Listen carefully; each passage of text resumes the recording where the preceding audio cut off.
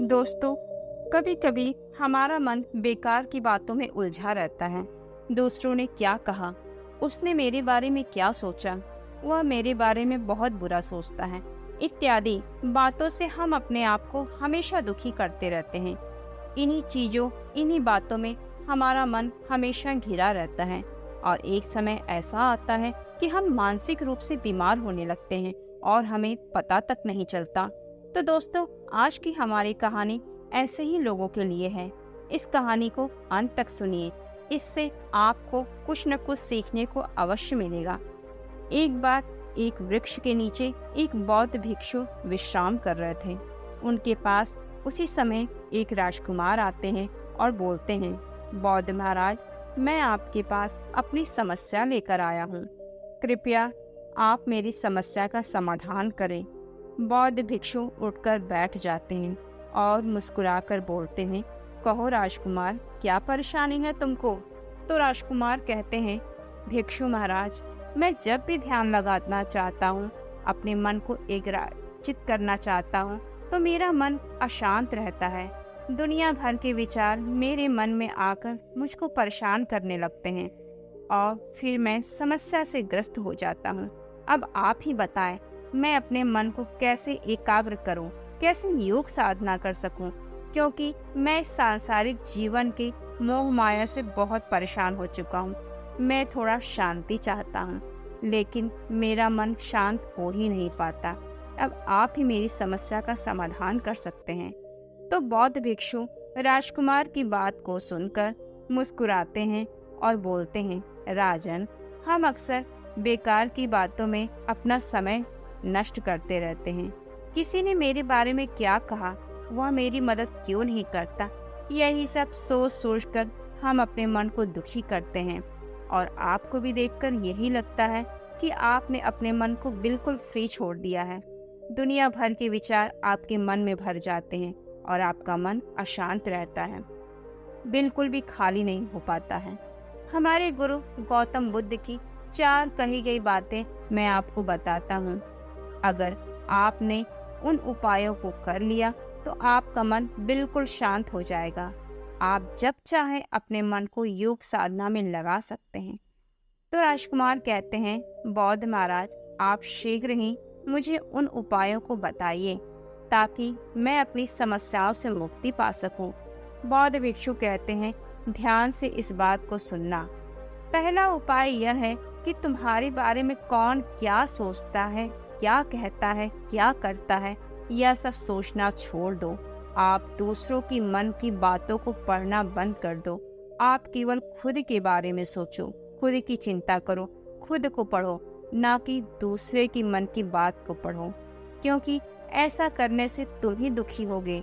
क्योंकि आज का समय ऐसा है कि कोई इंसान किसी को खुश नहीं देख सकता है। वह उसको परेशान करने का कोई न कोई उपाय ढूंढता रहता है। इसलिए अगर आप दूसरे के मन को पढ़ोगे तो हमेशा दुखी रहोगे। तो इस बातों को छोड़ दीजिए और खुद को पढ़ने की कोशिश कीजिए। गौतम बुद्ध का दूसरा उपाय यह है कि अगर आप एक बार असफल हो गए तो अपने लक्ष्य को बीच में ही मत छोड़ो, क्योंकि असफल भी वही व्यक्ति होता है जो कुछ नया करने की कोशिश करता है। और इस डर से कभी भी उस काम को मत छोड़ो कि लोग तुम्हारे असफल होने पर तुम पर हंसेंगे।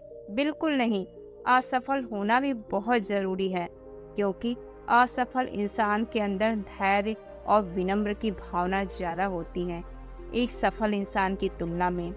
सफल व्यक्ति थोड़ा घमंडी हो जाता है, लेकिन अगर किसी व्यक्ति को असफलता मिलती है तो उसके अंदर धैर्य और विनम्र की भावना थोड़ा ज्यादा रहती है। इसलिए आप उन बातों को बिल्कुल ध्यान मत दीजिए जो लोग आपके असफल होने पर हंसते हैं। यह भी सच्चाई है कि जो एक ही बार में सफल हो जाते हैं, शायद उनका लक्ष्य उनकी योग्यता से बहुत छोटा हो कि उन्हें एक ही बार में सफलता मिल गई हो। और अगर लोग यह कहते हैं कि जब मैं इतनी मेहनत की और सफल नहीं हो पाया तो तुम कैसे सफल हो पाओगे, क्या पता उसने मेहनत की ही ना हो, बस आपकी नज़रों में खुद की इज्जत बचाने के लिए ऐसा कह रहा हो। तो दूसरों की बातों पर विश्वास करना छोड़ दीजिए। उसका लक्ष्य कुछ और हो सकता है, आपका लक्ष्य कुछ और। आप केवल अपने लक्ष्य पर ध्यान केंद्रित कीजिए। एक बार नहीं, दो बार नहीं, आपको सफलता अवश्य मिलेगी। बस धैर्य के साथ अपने लक्ष्य की ओर कदम बढ़ाते रहिए और दूसरों की बातों को सुनना बिल्कुल बंद कर दीजिए। जिंदगी में सफल होना बहुत बड़ी चीज है, इसलिए छोटी छोटी हार से अपने आप को दुखी बिल्कुल मत कीजिए और अपनी सफलता की ओर कदम बढ़ाते रहिए। गौतम बुद्ध की तीसरी बात यह थी कि समय को बिल्कुल भी नष्ट मत करो। जो अपने समय को व्यतीत करता है वह समय नहीं व्यतीत करता है, बल्कि समय उसको व्यतीत करता है। इंसान का समय बहुत ही कीमती होता है। एक एक क्षण उसे बहुत सोच समझ कर रखना चाहिए। बेकार की चीजों में समय को बेकार नहीं करना चाहिए, क्योंकि समय एक ऐसा चीज है जो एक बार नष्ट हो गया वह चाह कर भी लौट के नहीं आएगा और अंत में इंसान ऊपर जाने के करीब आ जाता है और तब सोचता है मैं जीवन में कुछ नहीं कर पाया, बेकार समय व्यतीत करता रहा। तो दोस्तों, हमें समय को बिल्कुल भी नष्ट नहीं करना चाहिए। एक एक पल हमारा कीमती है और उस कीमती पल को हमें अपने लक्ष्य को पूरा करने में लगाना चाहिए। बेकार की संगति को छोड़ देना चाहिए, बेकार की आदतों को छोड़ देना चाहिए और केवल अपने लक्ष्य पर फोकस करना चाहिए। तभी सफलता हमारे कदम चूमेगी और लोग हमारी स्वयं तारीफ करेंगे। जो लोग हमारी बुराई करते नहीं थकते, वही हमारी सफलता पे हमारा उत्साह वर्धन करेंगे, हमें गौरवान्वित करेंगे। और गौतम बुद्ध का आखिरी और चौथा उपाय यह है कि आप अपनी तुलना कभी भी किसी से मत कीजिए। आप अपने आप में बहुत अच्छे हैं, दूसरा अपने आप में बहुत अच्छा है। दूसरे के अंदर कुछ और अच्छाई हो सकती है, आपके अंदर कुछ और अच्छाई हो सकती है। तो एक दूसरे की तुलना कभी भी हमें नहीं करनी चाहिए। आप स्वयं में एक बेहतर इंसान हो और बेहतर बनने की कोशिश भी कर सकते हो, ना कि दूसरों की अच्छाई को देखकर दुखी हो। एक बात हमारी और भी बुरी होती है कि जब हम किसी को असफल देखते हैं तो उससे अपनी तुलना करने लगते हैं कि जब वह इंसान इतना मेहनत करके भी सफल नहीं हो पाया तो मैं कैसे सफल हो सकता हूँ। यह बात बिल्कुल गलत है। किसी से अपनी तुलना बिल्कुल मत कीजिए। क्या पता आप उससे बेहतर कर सकते हैं, आप उनसे जल्दी सफलता प्राप्त कर सकते हैं। क्या पता उसने मेहनत की ही ना हो, केवल वह अपनी इज्जत बचाने के लिए आपके सामने ऐसा कह रहा हो।